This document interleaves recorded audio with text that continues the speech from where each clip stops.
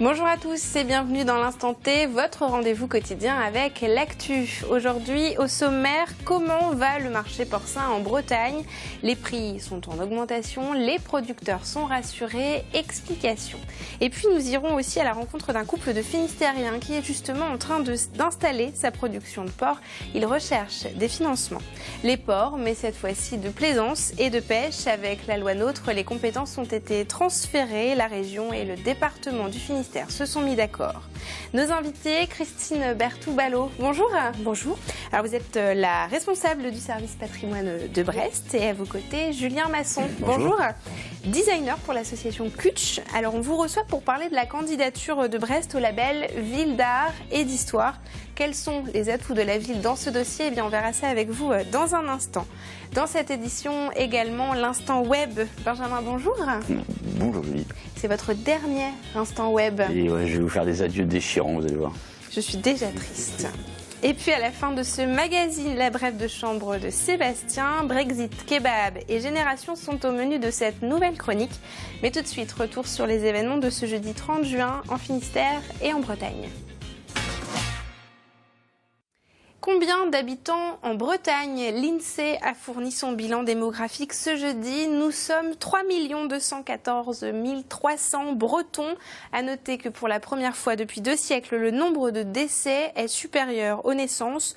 Selon l'INSEE, ce solde naturel négatif n'est qu'un simple événement conjoncturel lié au baby-boom. Et puis, un peu d'amour, 10 800 mariages ont été célébrés en 2014, dont 4% de mariages de personnes de même sexe. L'an dernier, les prix du porc étaient au plus bas et la grogne faisait rage dans les rangs des producteurs bretons. Après avoir chuté à 1,10 € le kilo, aujourd'hui les prix sont remontés à près d'1,40 €. Un montant rassurant pour la profession. Alors quelles sont les raisons de cette hausse? Élément de réponse avec François Pott, le président du marché du porc de Bretagne. Il est au micro d'Anaïs Plateau. Aujourd'hui, la demande est supérieure à l'offre partout en Europe, ce qui fait que les prix remontent. Ça redonne du tonus aux producteurs, ça leur donne encore de l'envie, j'en suis convaincu, et c'est important. Les exportations en pays tiers ont drôlement évolué ces dernières semaines, surtout direction la Chine. Là-bas, l'élevage, c'était l'élevage que connaissaient nos grands-parents, 3-4 cochons, et ces élevages avaient de gros soucis sanitaires. Il y a eu des décisions politiques prises en interne en Chine. Et pour compenser donc ces besoins, les Chinois ont pris la direction de l'Europe pour importer de la viande, car la viande porcine est très prisée en Chine. Et aujourd'hui, il est à 1,420 € parce que le marché le demande, parce que le marché le permet. Donc c'est un vrai prix, un prix qui est très bien construit au marché du porc breton et partout en Europe. Donc il n'y a pas de raison que du jour au lendemain, ce prix-là s'écroule. Toujours sur ce sujet, partons maintenant à la rencontre de Muriel et Mickaël à Lanardé. Ce couple se lance dans la production de porc bio, mais le financement est difficile à obtenir. Le reportage de Sarah Dutou. Muriel et Mickaël ont décidé de se lancer dans l'élevage de porcs.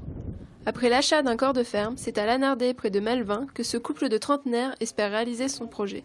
Alors l'idée est venue de créer Cochonaille et compagnie à la suite de nos expériences déjà professionnelles passées. Nous sommes tous les deux issus de la restauration et avions beaucoup déjà de plaisir à l'époque de mettre en valeur les bons produits. Afin d'avoir la meilleure viande possible, ils ont choisi des cochons de la race Duroc, originaires d'Amérique du Nord, et des porcs blancs de l'Ouest qui vivront au grand air. Alors le porc blanc de l'Ouest d'abord parce que c'est une race qui est en train de s'éteindre et ça permet d'avoir un petit cheptel. Et puis la charcuterie et le gras de ce cochon-là est typique et a quand même de grandes qualités gustatives. Le Duroc, c'est une race peu connue et qui est utilisée souvent dans des croisements mais pas en pur. Mais ça quand même, c'est une race très très rustique et donc qui s'acclimate parfaitement au climat, à l'élevage extérieur. Leur exploitation compte pour l'instant 25 porcs. L'objectif serait d'atteindre les 90 cochons. Le couple souhaite vendre en circuit court et avec des restaurants locaux. Mais pour étendre leur production, ils ont besoin de fonds. Mais l'accord des banques se fait toujours attendre. Il leur manque un apport. C'est pourquoi ils ont lancé une campagne participative. La proposition avec KissKissBankBank C'est une aventure dans l'aventure parce que ça nous permet de rencontrer des gens, d'être en contact avec eux et de leur proposer de fédérer à notre projet moyennant des contreparties. Pour réussir son projet, le couple a besoin de 11 000 €. Sur Internet, ils ont déjà récolté 30% de la somme. Rendez-vous le samedi 30 juillet pour savoir si le port blanc de l'Ouest foulera les plaines de Melvin aux côtés de Muriel et Michael. Ce sont d'autres ports qui nous intéressent à présent, ceux de plaisance et de pêche. Au mois de mars, nous vous évoquions ce sujet sur notre antenne. La loi NOTRe a chamboulé la gestion des ports, la région devant désormais s'acquitter de cette tâche. Alors après des mois de négociations entre le département et la région, un accord a été conclu. Seul Concarneau a un statut particulier. Les explications d'Anaïs Plateau. C'est décidé, le port de Concarneau va changer de propriétaire. Au 1er janvier 2017, ce ne sera plus le département, mais la région qui en sera l'autorité de gestion. Une manière de créer une cohérence régionale pour la branche construction et réparation navale du port. Je me réjouis que dans le cadre de la loi NOTRe, la région ait été retenue pour le transfert de compétences du port de Concarneau. Parce que dans le cadre du développement d'une stratégie autour de la réparation et de la construction navale, il nous semble opportun que Concarneau se situe au même niveau que Lorient, entre autres, pour constituer un pôle naval Sud-Bretagne qui soit cohérent dans le cadre d'appels d'offres nationaux et internationaux. Pour le secteur pêche-plaisance de Concarneau, par contre, ce n'est pas aussi simple. Le département a souhaité garder les ports de Cornouailles pour valoriser ce secteur. De Douarnenez à Concarneau, en passant par le Guilvinec, il s'agit de la première place de pêche fraîche en France. La solution, créer un syndicat mixte des ports pêche-plaisance de Cornouailles. Il rassemblera les acteurs locaux, le conseil départemental, les communautés de communes concernées et le conseil régional. La région y délèguera sa compétence pour le port de Concarneau. Nous avons considéré en Finistère que la filière pêche et la plaisance étaient trop importantes dans nos développements économiques et sociaux, dans la cohésion sociale et territoriale de la Cornouaille, pour nous en désintéresser totalement. Donc c'est pour ça qu'on a souhaité rester compétent et de travailler en proximité. Le conseil départemental aura aussi un rôle à jouer dans la stratégie régionale des ports de pêche. Il prendra part à un GIP, un groupe d'intérêt public, Pêche de Bretagne. Dans ce groupe, il y aura la région, mais également le conseil départemental des Côtes-d'Armor, l'Orient Agglomération et le syndicat mixte des ports de Cornouailles.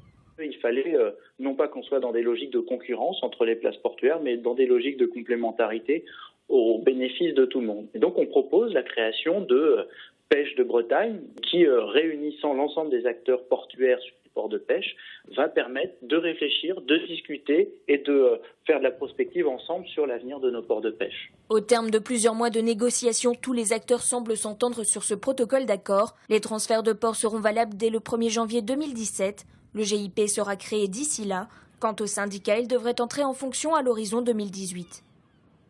Brest candidate au label d'art et d'histoire. Alors quels sont les atouts de la cité du Ponant? On voit ça tout de suite avec nos invités. Et pour en parler, Christine Berthoud-Ballot du service patrimoine de la ville de Brest et Julien Masson de l'association Kutch.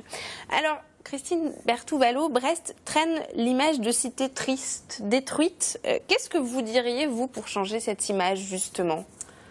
Alors, je dirais que Brest a de nombreux atouts pour, lutter contre ces clichés qui lui collent à la peau. Quand même, ça colle toujours à la peau. De moins en moins, oui. Je dirais, quand même. Hein.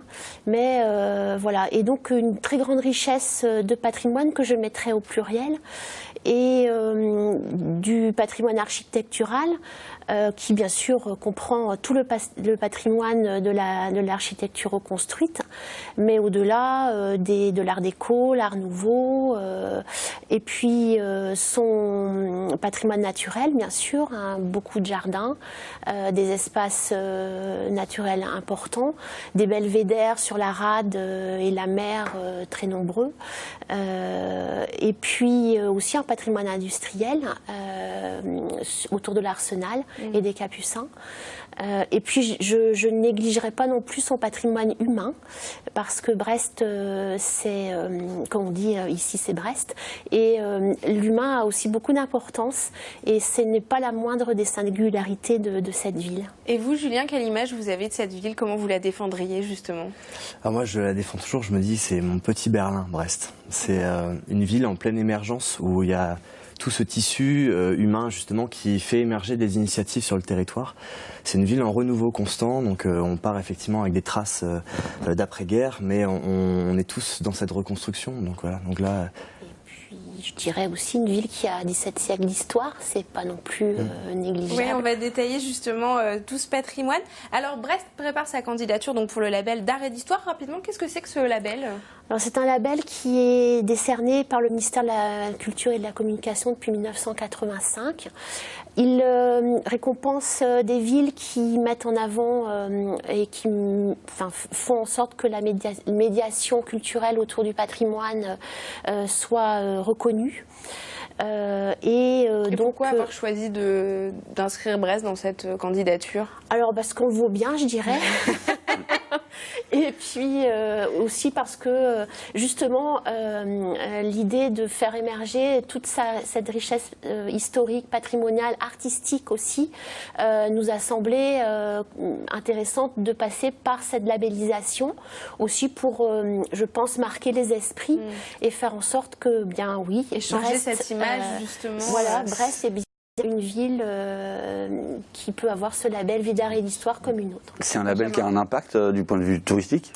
Alors, on se rend compte que de plus en plus, les gens qui visitent des villes regardent effectivement quelles villes ont ce label et viennent aussi pour trouver un programme d'animation et de médiation qui correspond à cette qualité de label. Et donc, on dit que ça a une incidence sur une hausse de 12% sur la fréquentation touristique. Donc c'est pas négligeable.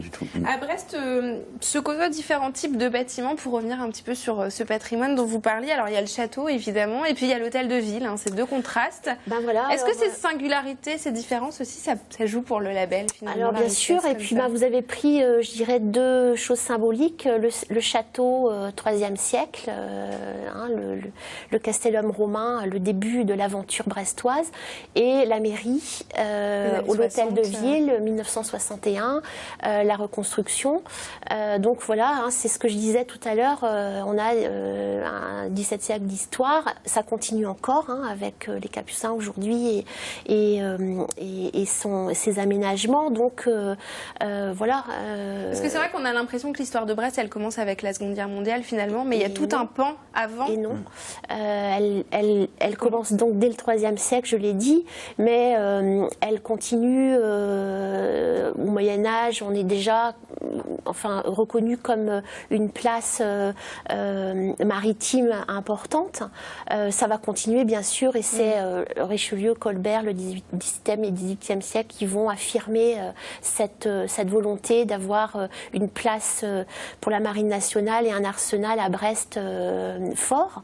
Et puis on va continuer au 19e où là on pose le cadre de la ville actuelle, ce qu'on a sous les yeux, c'est-à-dire un pont qui relie les deux rives.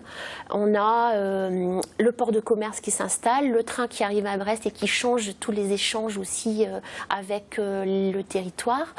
Et donc ensuite, à chaque siècle, on amène une pierre différente, mais qui fait un ensemble, qui fait que Brest a une riche histoire. Et justement, vous parliez du patrimoine maritime, Brest sans la mer, sans la rade, ça aussi, ça compte, cette inscription géographique? Alors, ça c'est sûr, Brest peut sembler éloigné, mais sa géographie, effectivement, c'est Brest, la mer par excellence, je dirais.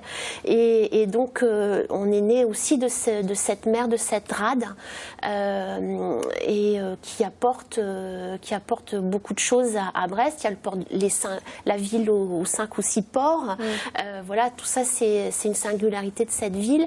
On a longtemps dit que la ville tournait le dos à la mer. Je pense que c'est faux. Quand on voit aujourd'hui tous les belvédères qu'on met en avant, on voit la mer de beaucoup d'endroits, des points de vue qu'on apprend à regarder. Brest, c'est une ville qu'il faut apprivoiser et qu'il faut faut apprendre à regarder, mais une fois qu'on a compris comment ça marche et qu'elle s'est un peu livrée, je crois qu'on peut plus s'en passer. Quand on aura récupéré, quand la vie civile aura récupéré les bords de la Pinfeld, ça sera encore mieux, non ? Ça fera plus de points de vue encore. Après, économiquement, je suis pas sûre que tout le monde soit d'accord, mais voilà. Le label porte aussi sur l'art, justement, la littérature, la musique. On sait que Brest a influencé beaucoup la ville. Vous êtes graphiste, Julien, à l'association Kutch.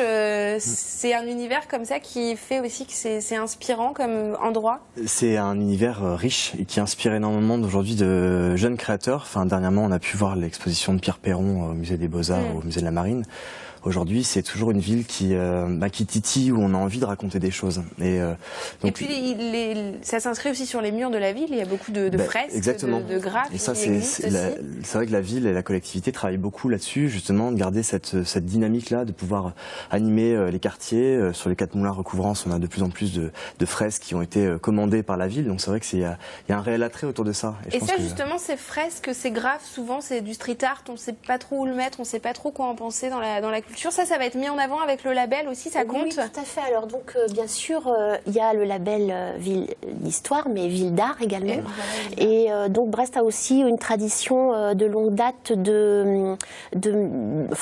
d'art dans l'espace public, je dirais. Et donc ça, c'est aussi, bien sûr, dans le projet du label, de mettre tout ça en lumière, de faire des balades autour de ces œuvres artistiques, d'expliquer aussi ce que c'est, parce que nous avons des grands noms de l'art français qui sont venus faire des œuvres à Brest.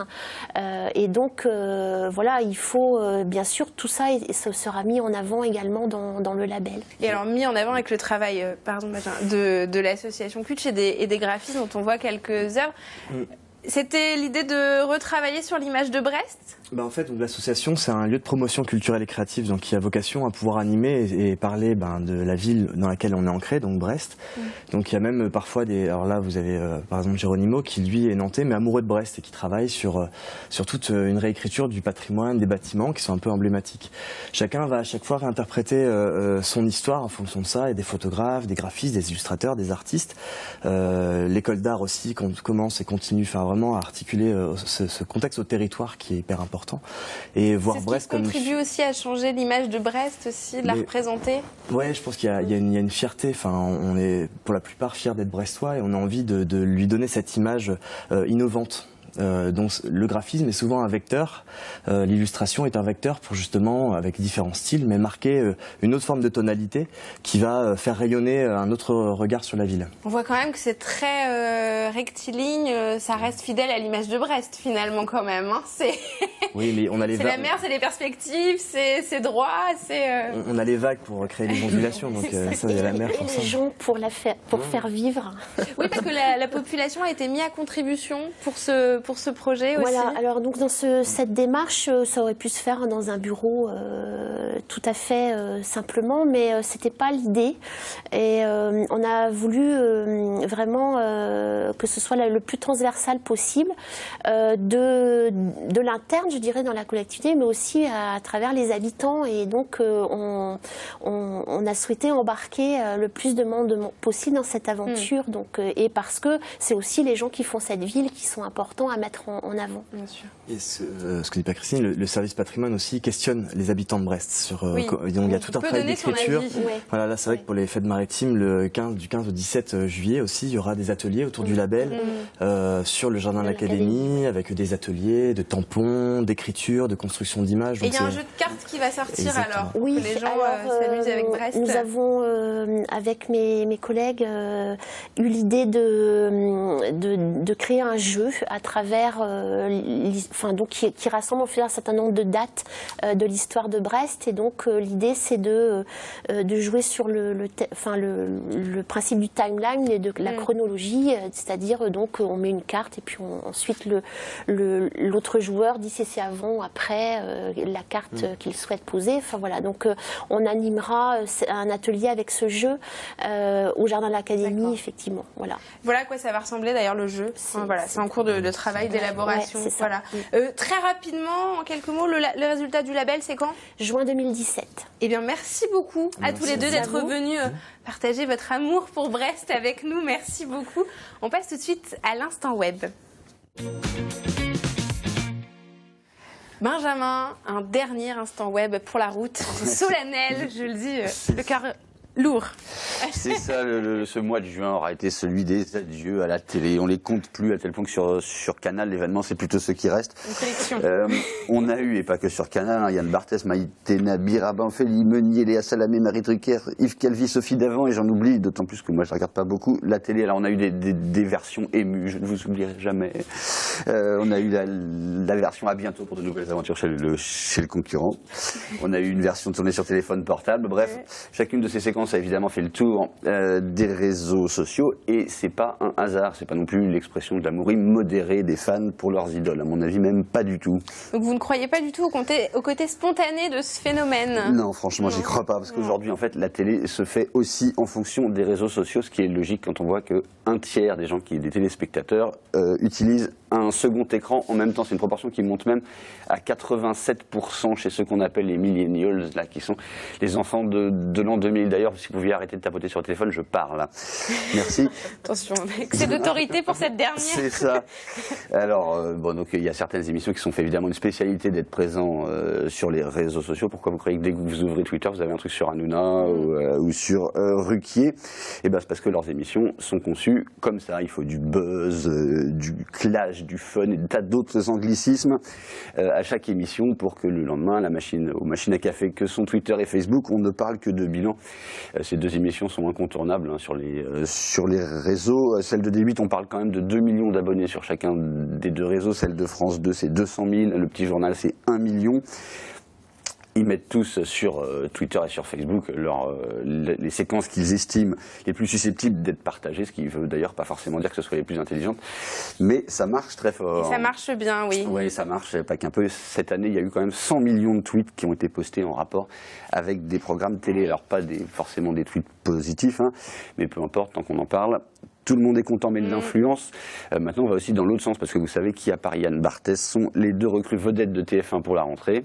Eh ben, c'est Cyprien et Norman, respectivement. Donc, deux youtubeurs, respectivement 9 et 7 millions d'abonnés. Autant dire qu'ils arrivent avec leur public.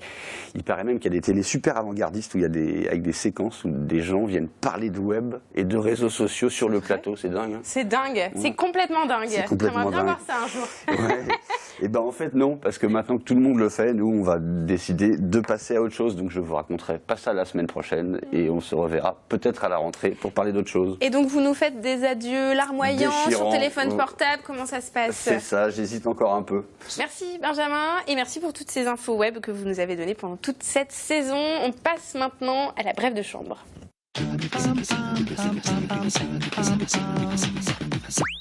T'as faim ? Ouais, j'ai la dalle.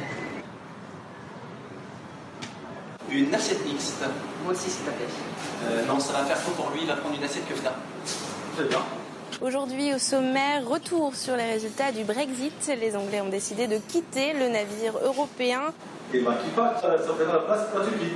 On n'a pas besoin de plus de terroristes en Europe non plus. La Turquie n'est pas un pays terroriste. Tous les 8 mois, les femmes mettent dans le même sac. Tu es en train de comparer le départ d'une des plus grandes puissances économiques mondiales, tous les marchés financiers s'effondrent, avec l'entrée en Europe d'un pays sous-développé qui n'a pas d'identité européenne. Les Anglais, eux, ils savent faire du business. Ils se font pas chier avec du social à la con. Là, on vient de perdre une de nos références financières. Tu vas voir qu'on va revenir en arrière et qu'on va se remettre à protéger les travailleurs. Mais tu parles de business, de marché financier, c'est une chose. Mais l'Europe, c'est un support partagé, non ? Et toi, l'Irlandais, tu veux sortir de l'Europe ou pas ? Je suis pas irlandais, moi je suis breton. Pour le jeune homme. Merci. Pour le monsieur. Bon appétit. Merci bien. On va pas se faire chier avec des pays qui n'ont pas de ressources. Ceux qui vont nous apporter la Turquie, ils n'ont rien. C'est quoi l'intérêt pour l'Europe d'avoir la Turquie ? Arrête avec la bourse et retourne à l'école. Voilà, la Norvège, ils ont plein de pétrole. Ne partagent pas avec les autres. Pourquoi les ressources de la planète appartiennent à des gens ou à des pays ? Ça devrait appartenir à personne, ou alors à tout le monde. Mais ta gueule, Max. Tu connais rien. Tu parleras quand tu seras grand.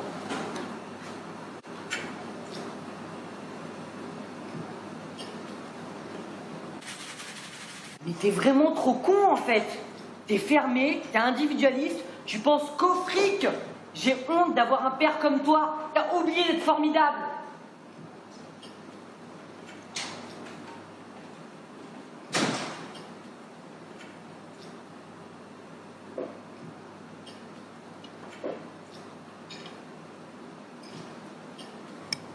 On ne peut pas discuter avec les jeunes aujourd'hui.